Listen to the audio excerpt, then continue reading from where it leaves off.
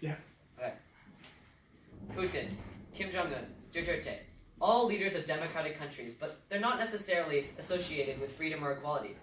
And there may be a feeling that the time of democracy has ended and fascism may be on the rise again. Is democracy losing its place as the end goal in most countries? Actually, no. The world is becoming rapidly more democratic, and it's ultimately for the better. In fact, in recent centuries, the amount of democratic countries has increased exponentially. Political scientist Samuel Huntington organized the rise of democracy into three distinct waves.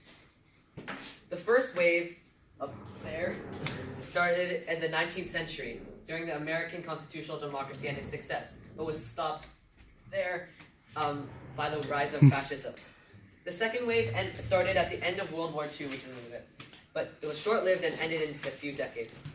In the mid-1970s, West German Chancellor named Willy Brandt said, "Western Europe only has 20 to 30 more years of democracy left in it."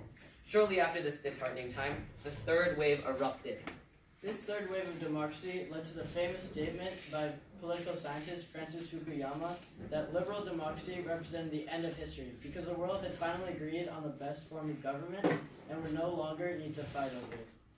Fukuyama received a lot of backlash for his proclamations, but he seemed to be onto something. Never before has a form of government spread across the world such as democracy has. And democracy has been extremely successful politically, and it's pleasing its citizens. It's commonly believed that democracy is the preferable form of government.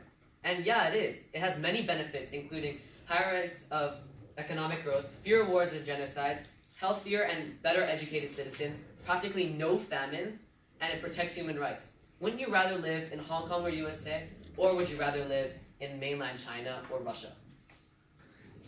So we can see, we can see that this is the world average for human rights. As Alex mentioned, we would all like to live in a country above this average, such as South Korea or Norway, rather than a country below it like China and North Korea. However, China is slowly progressing to become a better protector of human rights, but North Korea has shown very little progress in recent years. This has led to the growth of many wealthy and successful countries, including Canada, USA, and Australia. Although the US is one of the most successful countries, it is one of the few that still use capital punishment. We can see that over time, the world has made amazing progress.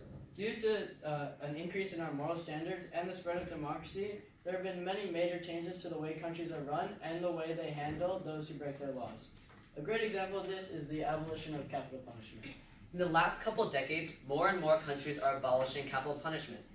Countries that still enforce it include China, Iran, Pakistan, Saudi Arabia, and the US. UN Special Rapporteur Christopher Haynes says that if countries keep abolishing capital punishment at this rate, it will be completely non-existent by the year 2026. Even countries that still use capital punishment barely use it.